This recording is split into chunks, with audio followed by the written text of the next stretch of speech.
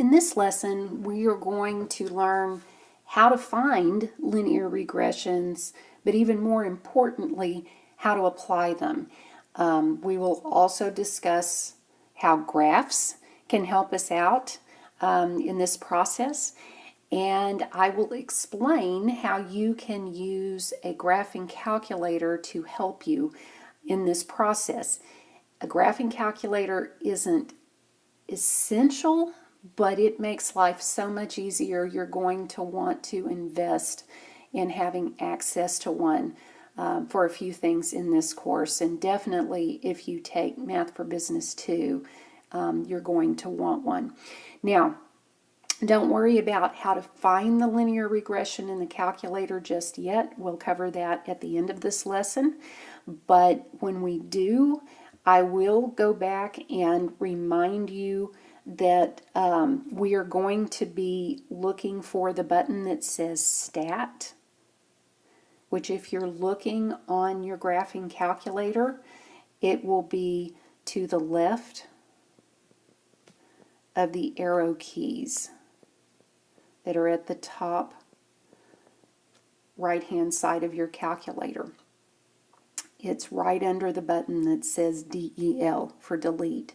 So that's going to be the button that we'll need when we get there. Now, let's look at this first example. We're going to be talking about depreciation again. We discussed depreciation in the last lesson. A new car that's worth $36,000 is depreciating in value by $4,000 per year. So we want to find the linear model for the current value of the car and the number of years T after it was purchased, because remember, we may want to know what is this car worth in 3 years or what is this car worth in 5 years, particularly in a business situation. You would want to know when is the best time for you to replace equipment or vehicles that are in the process of depreciating. And so it's very important to know how to calculate that so that you can make the best business decisions that will benefit you tax-wise and also in other ways in the company.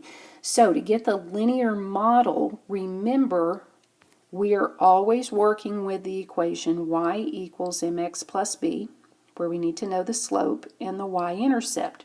And we know the y-intercept would occur at time 0. That would be when it would cross the y-axis, because we are looking at value that's changing over time. So the y-axis would represent value, the x-axis would represent time.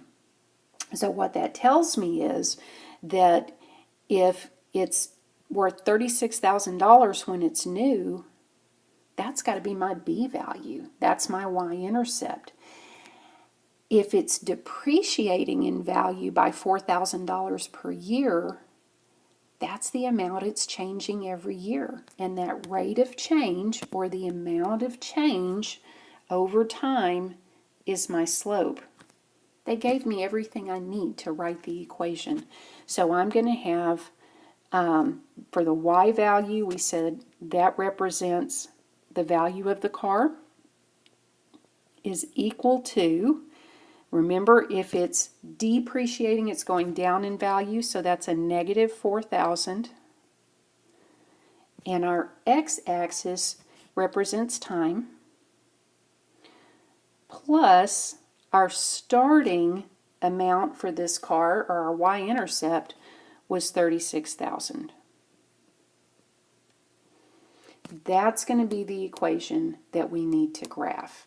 Now, you have options on how to graph this. I showed you in the last lesson, you can use your y-intercept and you can use your slope and you can plot points that way. Let me also show you kind of a fallback. We call it making a T-chart, and that would mean we're going to choose some values to plug into the equation. In this case, our negative 4,000 T plus 36,000. and that would give us our ordered pairs. And I realize the ordered pair TV is a little bit comical. That's just a coincidence because it's time and value. Now, the first one that would be the easiest to plot would be that y-intercept whenever our time is 0. And I know when I plug that in, I'm going to get back 0 plus 36,000, which is the ordered pair 0, 36,000. Okay? But I need to find some other values. If I don't want to just plot rise over run and calculate it on the graph, then I can plug in a value for time.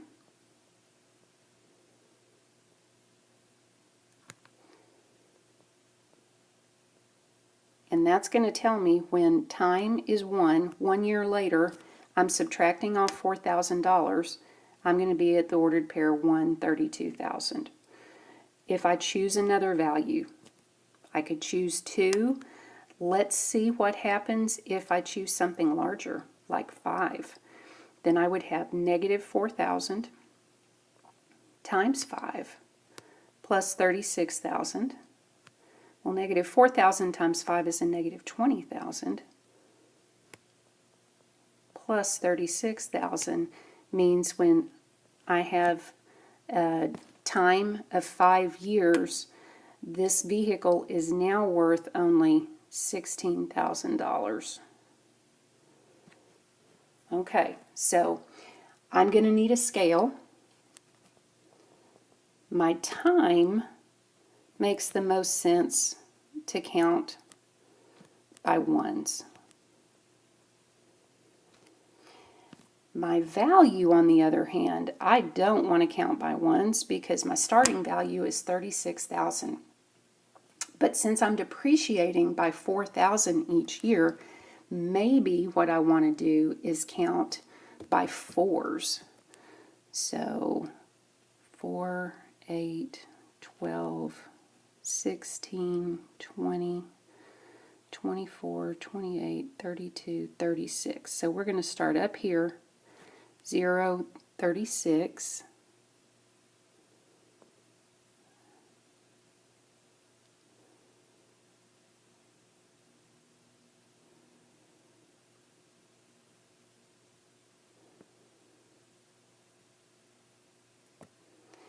And we need to put the point 132,000. So this was 36. 1 down is 32. And let me label a few of these values because that's going to be 4, 8, there was 12, 16, there's 20. And actually 16 is the one I'm going to need for 5. So 5, 16 is going to be over here. And now, I missed it a little bit, but you get the idea of how we could actually plot those points and create the graph for that equation. Now, when the question says interpret the slope of the model, that means explain in English in some way that somebody who doesn't have any clue about the math behind this could understand what that slope actually represents. There's a variety of ways that you can put it into a sentence form, but one way you might want to explain it is that each year the value of the car decreases by $4,000. Our slope is the depreciation, and so that's what we're explaining. Every year the value of the car goes down by $4,000. So if this car is 5 years old, what does the model predict for its values? We actually did that in our table, and what we found is that the value, when we plugged in 5 for t turned out to be $16,000. Okay? Now, after how many years will the car be worth nothing? So if I want to find out how long I've got before it's fully depreciated, I still need this equation, but what would I plug in to figure out when the car has no value? Well, my variables are either T for time or V for value. I don't know the time, that's what I want to find.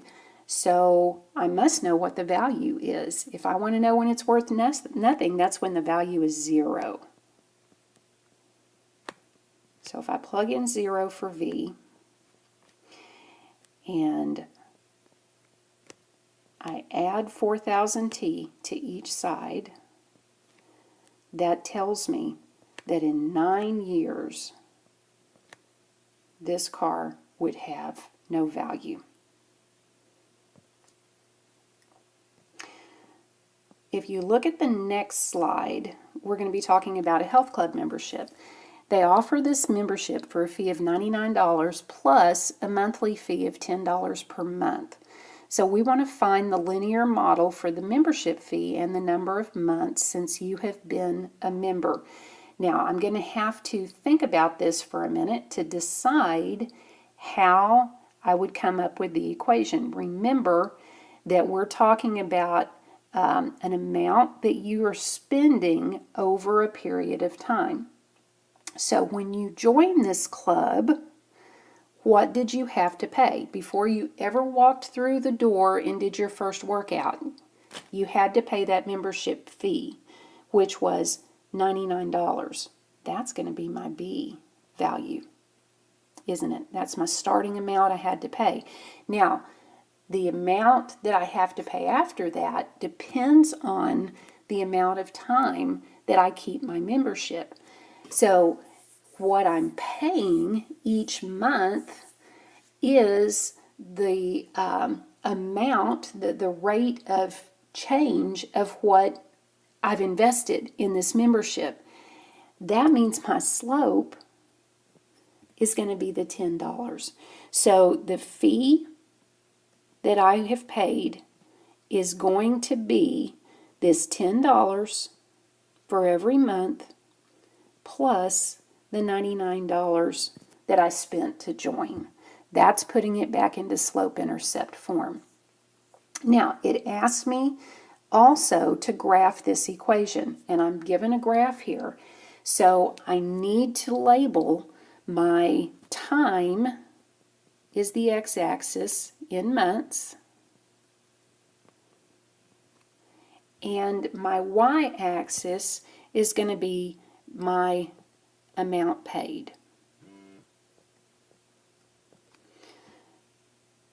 So I need to decide how to come up with some values here.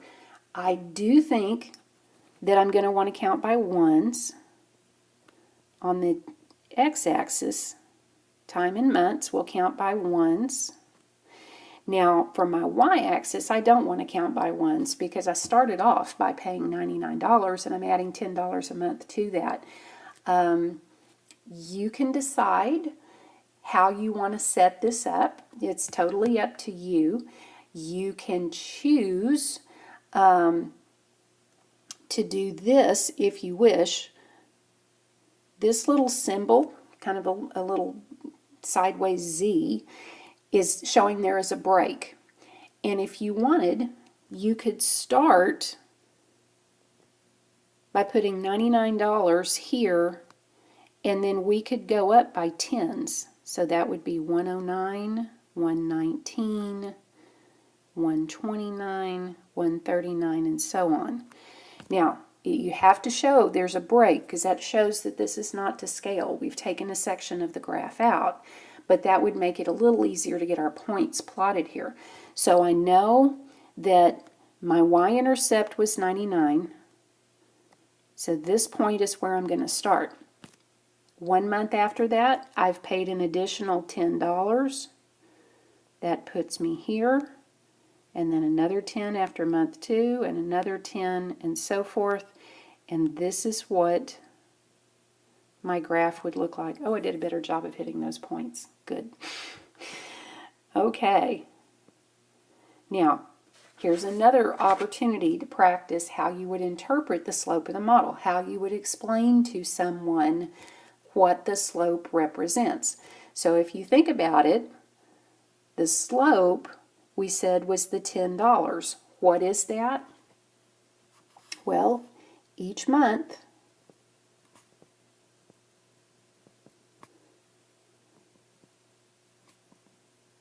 the membership costs $10. So every month that I stay with this health club, I have to pay them $10. That's what my slope represents. Now that we know what our function is that represents this situation, can you use this equation we came up with to show what you would have paid so far after 36 months? I believe you can. We know F is equal to 10 times M plus 99. So the amount that I will have paid will be 10 times 36 plus 99. And that means that I'm going to come up with $459. All right, so after 36 months, that's how much you've invested in this health club membership. Now, what if we take this approach? And let's say you want to find how many months it would take you to pay the health club $279. One reason you might want to do that is maybe you're considering buying some workout equipment to use at home. And it's going to cost $279. Maybe you want to figure out if this equipment is supposed to last a certain length of time. You want to figure out, is it a better value to buy that equipment or is it a better value to go to the gym? Well, we can figure that out if we go back to this formula.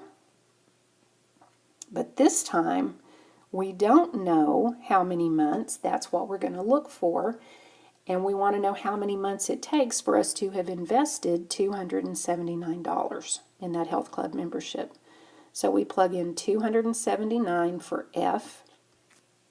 We're isolating for M. We want to get the M by itself. So if you subtract 99 from each side, you're going to get 180 equals 10 times M. And now if I divide each side by 10, I come up with 18 months. So in 18 months, you will have spent $279. That might help you in deciding whether you want to do the health club membership or whether you want to invest in some equipment of your own. Here's another example, and this is where I want to talk to you about how you could use a graphing calculator to find a linear regression. You can do this manually, but it is so labor intensive. I don't really think you would probably want to do this. And you can see that the equation that printed out, you can't really tell what it is anyway. And I think that's a good thing because I want to show you how you can get the equation if all you've been given is a table or some ordered pairs. So what we want to be able to do is to take this information where you have a stress test score, which is your X value, and your blood pressure, which is your Y value, and come up with an equation that would represent how these two relate to each other. Now the odds are pretty good. If I plotted these on a piece of graph paper, it is most likely not going to be exactly a line. It's probably going to be close to being linear, but it's not going to be exactly linear. That's why the calculator is a helpful tool for these regressions. And the way that you can get this in your calculator is you want to go to that button that says Stat. When you press it, Edit comes up. So you hit enter again, and enter is going to be the button that's in the very right hand column at the very bottom. And you will then see a table that will appear. And across the top you see L1, L2, L3, and so on. You want to go underneath L1, and that's where you're going to put all these X values.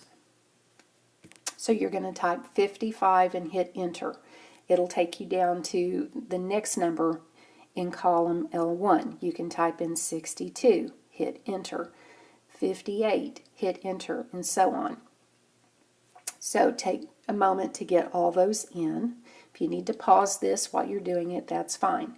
Once those are in, you want to go to your arrow keys. Remember I mentioned those earlier. They're on the top right hand side. You can arrow left, right, up, or down. Arrow right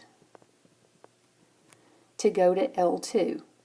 And you're going to put all these Y values in your L2. So you enter those the same way. You'll type 70, hit enter, 85, hit enter, and so forth. When you finish, here's what you want to double check. Not only do you need to make sure you typed them correctly and you didn't make a mistake, but you need to make sure that you have exactly the same number of items in L1 as in L2. If you don't, that means you skipped a number somewhere or you typed a number in twice. These should still line up as ordered pairs.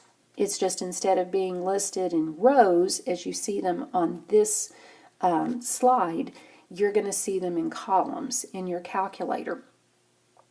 Once they're in there, you want to go back to the button that says Stat, but this time you're going to arrow over to the button that says Calc. And once you do that, you're going to see a listing of things you can do. You want to go to the one that says Linear Regression, L-I-N-R-E-G. It is probably going to be number 4 in the list. You can either arrow down until it's highlighted and then hit enter, or you can press the number 4 and hit enter.